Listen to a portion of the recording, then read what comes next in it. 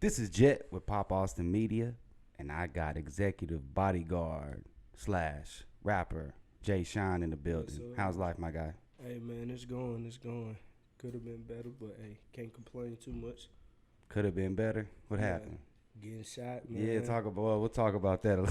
Damn, it's hard to hear about that though. Hey, it is what it is, man. It's a part of the game. It definitely is, Definitely. unfortunately. So let's start from the beginning though, before we get into that nitty gritty. Where you originally from?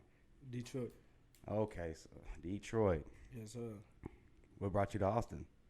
Or how long ago did you move to Austin? A long time ago. Okay, so Like I came out here for school, really. okay, so how was childhood in Detroit, and how long did you stay out there? Honestly, I really don't remember. So you don't remember? Oh, so you was Nah, I you was really out of there by the like time. four Okay, or so five. And then came out here. all right, yeah. So you a Texan then? Yeah, pretty much. Yeah. Okay. Pretty much for sure. So did you play any sports? Football, baseball. Had a scholarship to play at Louisiana Tech University. What was the scholarship for? Baseball. For baseball? Okay. Yeah, but got hot headed. Uh, Started fucking up in class and shit. So then they just like, nah, you can't do that. We don't want you no more. and then it was done from there. Mm-hmm. Damn. That's crazy how it can like happen like that in an instant No, in fact, literally within like 2 months. with all the politics involved. Damn. Oh yeah. So what high school did you graduate?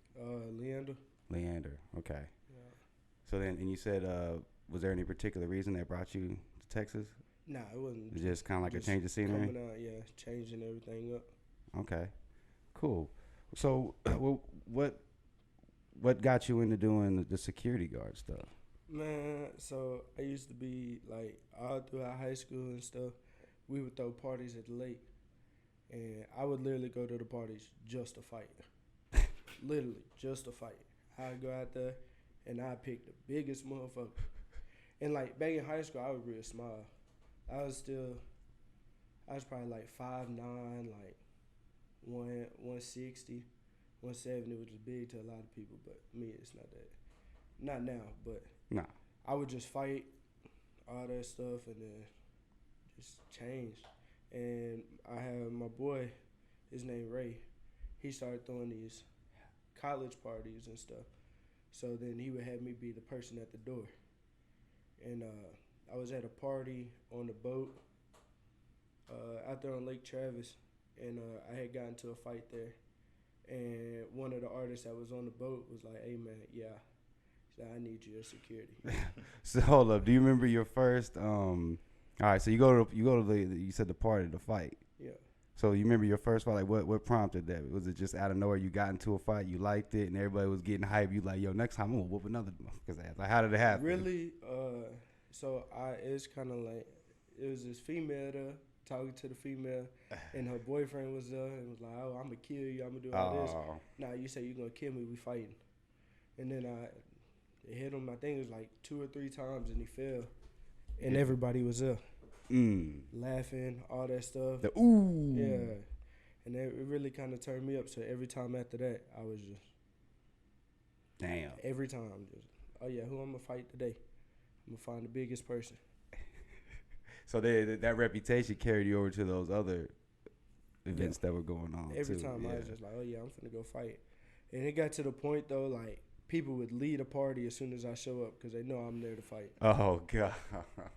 Would you even if it was somebody just chilling? It was just having to be big. You like, yo, he's gonna get it today. Yeah, It's be like that. "Hey, bro, I heard you was talking shit." Be like, "What?" Boom, hit him before he get to done talking, which is a bad thing, but No, it's. I mean, you now it's different. yeah. Oh, yeah. Now I go to a spot and I'm chilling. I ain't trying to fight. I ain't trying to do none of that. Nowadays, people don't fight, so Not a lot. No. it's definitely a different world out there. Oh, it Yeah, is so much more can't just guns, fight. especially out here in Texas. What had you like that? Was you just angry, or what was I that? think it had something to do with my parents splitting up. Yeah. And just going through that and Just them the not wanting hot-headedness, to be like you said. around and everything. So it's just being a hothead for real. Yeah. Interesting. So okay, I was gonna ask you your first gig at bat. basically introduce that. Um, so security. I know you've done stuff with Quinn, Boosie, Fatboy, SSE, DDG, and then of course look like Stunna4Vegas. Yeah. We'll get to that BS. But what's like? I would guess would Stunna4Vegas be the biggest headache? Like what artist might have been the biggest headache that you've had to do security for? You're like, man, he's gonna bring some bullshit. Actually, honestly, to be real, it's kind of Quinn. I would say, Wow. and that's my boy and everything. But people message me about him. Like I went to 6th Street, people like, "Oh, you Quinn bodyguard? We gonna run that fade." And I'm like, bro, I'm not trying to be in all that. Damn, I didn't know it was hot like that. But it really ain't like. Don't a lot of people just talk. You know what I'm saying? Like don't nobody really just do anything when it comes to that for me. Like they don't come after me for him or nothing like that. There was just one person that said that and actually seen me on 6th Street and tried to fight over it and whatnot. And but other than that, I'd probably say probably Boosie. Because I started working with him right after he got shot. Damn. And so it was just like, damn, we in the hood doing a show. Because Boosie pull up anywhere. Yeah, he pull up anywhere. He don't care. I did a show with him, and basically a room maybe twice as big as this one. Oh, no. And then I did a show with him in the country. And I did a pool party with him and all that. And you just don't know what's going to happen in those happen. scenarios. And a lot of these places, like, so I got my own security team, so a lot of times I make sure, like, if I'm working that event, I try and get the promoters to book my team for security. So I know nobody getting in there with a strap or anything like that. But sometimes it don't work, and when it don't work, those are the times you really got to be careful because you don't know who's getting in there with a strap, who's not, and really you don't know who carrying these days. Hell no, especially, like I said, so easy to get. Somebody's going to know somebody to get something legal on their end, and then you get it illegal. Not you, but whoever. Talk about your team. So I got like 11 or 12 people that work for me. Dude. And that's got to be a headache in itself. Yeah. At times, not saying to Pete, but it's just that's a lot of people. Yeah, that's why I stick to like on the security side right now. Like I was the only one really doing the personal protection, and I had like a couple apartment complexes they would patrol at and stuff, and they still do. Right now I got 2 people over there. What's that place? Ross off 45 and 35 where that tornado hit, and they're just doing fire watch on the buildings because they're messed up now. So, just doing easy stuff. Shouts out to that, now. Yeah. So, cool. Do you have what's the name of your JC Protection Firm? JC Protection Firm. I saw that, but I wanted to make sure you plugged that for them, for you both. One quick second. All right, let's go ahead and get into the Stunna4Vegas. Man, so my boy Ray threw a party on UT campus at a frat house, and they had a bunch of people pull up. Peso was there, Stunna was there. Who else was there? The nigga Drippy. Oh, Drippy was there. There's a lot of TSF people there.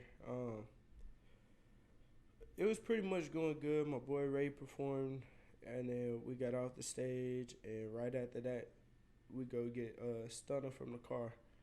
And as soon as we get him from the car, he get up there, start performing, and it's a drunk dude.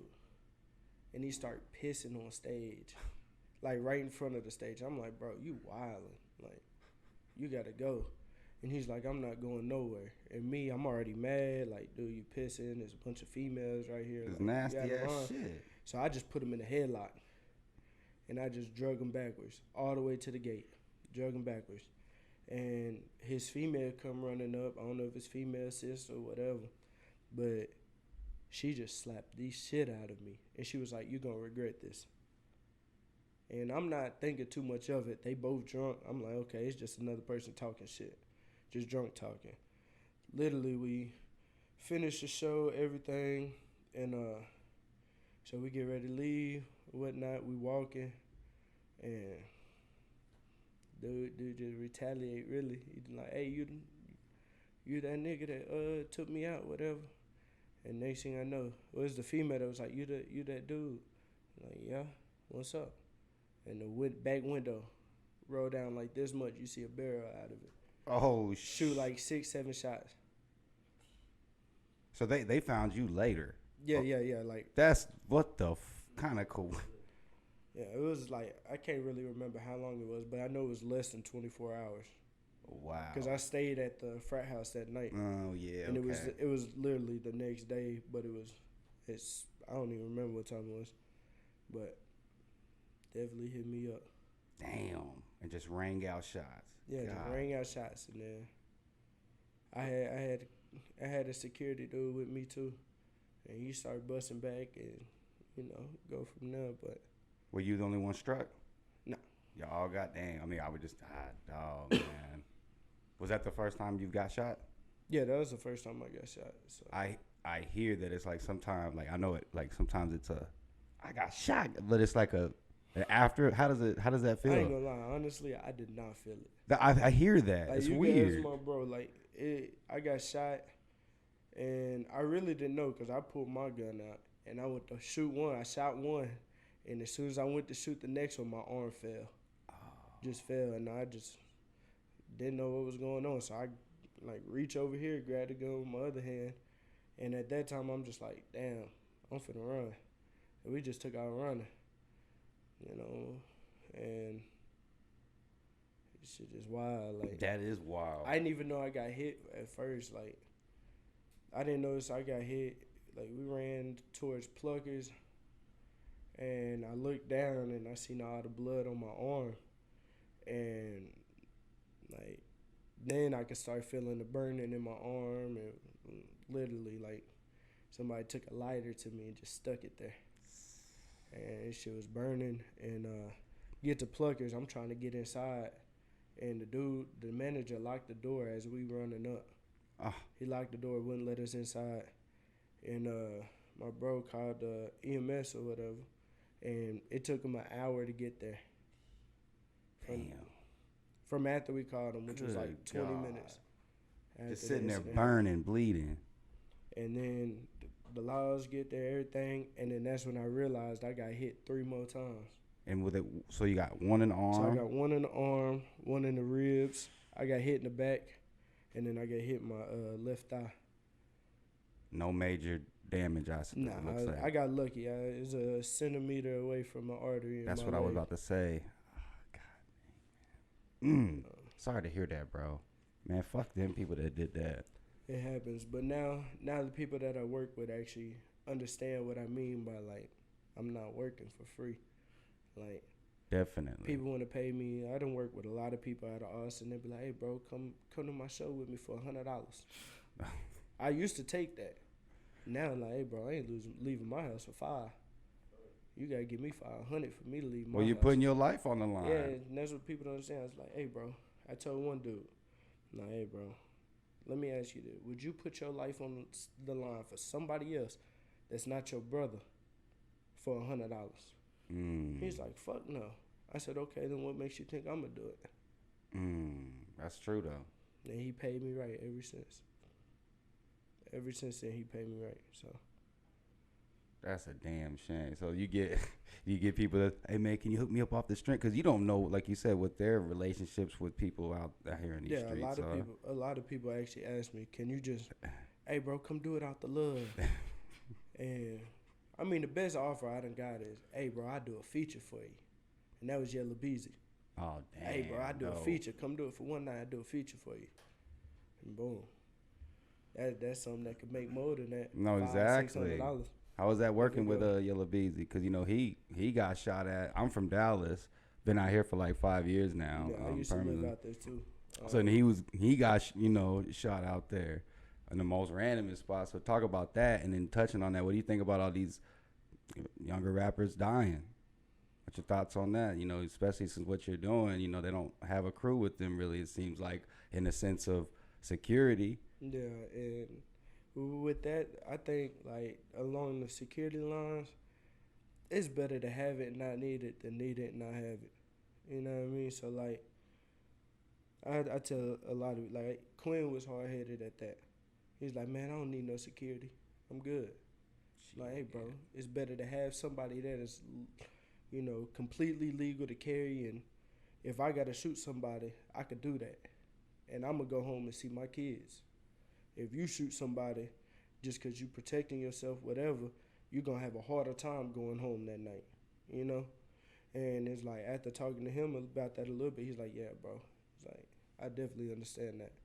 And so we linked in, but there's a lot of people out here that feel like they too gangster for security. They got that. A lot of them got that strap. Yeah, I ain't gonna say names, but there's a lot with the strap. You like, goodness gracious, but that brings problems too. Definitely. Because your heads got to be on a swivel with that strap. Mm-hmm. Because something go down and I'm in front of them. I don't know if they know that I'm not finna duck. They not finna hit me. Mm-hmm. Like, I done been in a situation where an artist want to shoot and get crazy on stage, and it's tough. It's like I choose my artists I'm like very particular about which ones I work with and which ones I don't. So do you normally do like a little, Instagram scroll or social media scroll in general, just to kind of see how they kind of move, to kind of say, nah, I ain't gonna mess with really, this cat. Because you gotta meet him in person. Yeah, I definitely got to meet them in person, because to me, everybody live a fake life on social media. Oh, true that. But you can see when they already got the guns out acting, Yeah, if they all over their Instagram with their guns and stuff, nah, I'm good. Because then if I'm riding with you and you get pulled over or something, you're going to expect me to claim all that. And yeah, you don't know where that came from. I'm claiming what's mine. T.I., that ain't mine. Well, that T.I. Oh, man. Claim was mine, and that's it. Hell yeah. So, so talk about also being an artist too, then. And your artist name is JSHiNEE, right? yes. Okay, so talk about that. Really, I used to just always freestyle and have fun and stuff, and I never take it. I still really don't take it serious. People always tell me I should. I was in the studio with Rich Homie Quan, Kurt Cobain, and T Wayne in Houston, and my sister was like dating this producer or something, so that's how I got linked in with them. And we was in the studio, drinking some lean, whatever, just chilling, and they threw on a beat, and one of them in there rapping, we in the other room just chilling, and I just started freestyling, and he was like, "Hey man, go get on now," and I froze the fuck up in front of everybody in there. Oh. And he was like, look, little bro, he's like, you just gotta work on it, bro. He said, you freestyling is hard. He said, you just need to go in there and put on in the studio. He said, put it on a record, that way you can hear that shit back. And I literally got every song. I only got like 300 songs right now that I done recorded, but I still got like from the very first one I ever recorded. And the only thing that really keeps me going is seeing that progress from that first song I ever did to the song I just did. Interesting. So you actually are measuring your progress. That's great. That's the only thing that really keep me, because I be like, I'm not trying to get big or nothing like that. I'm doing this shit for fun. If something happen, it happen. Mm-hmm. But I'm not doing all that extra for that. Because you're not just doing that. I'm not just doing that. Like, I got security. I got a pressure washing business. I got a seal coating asphalt business. Damn. So that boy working. Got to get it. Can't stop. See you. I had too many kids to stop. How many kids you got? Technically, I'm about to be on my 5th one. Dude. I had 3 biological and 2 that I raised. Yeah, you looking at Dang. Shouts out to you, man. No, yeah. My man don't miss. And then the latest song that you had was it They Shot Me? Yeah, that's the latest one I put out. Yeah. That's what I hate to just thought it like say that, but They Shot Me. Talk about that. And I guess it explains basically self-explanatory what we talked about. So I had got shot, and I was just sitting there, and my boys was going to the studio. I was like, you know what? Let me get out the house and go. And I went there, and they just put on a beat. And I just freestyled on the beat. And then he was like, "Hey man, I'm finna take this part and I'm gonna make it the hook, and we gonna have you a song." And it was just a song, and then it was like, "Hey bro, let's go shoot the video." That's all. And I was like, "All right, where we gonna shoot this at?" And they're like, "You know what? Let's just go shoot it where you got shot." Can't get better than that. I bet you sitting like, God dang, that area now is gonna stick with you. It's definitely like I be all over the place when I'm out there. Dumb ignorant question: when you get shot, especially multiple times in different areas, what's the recovery like?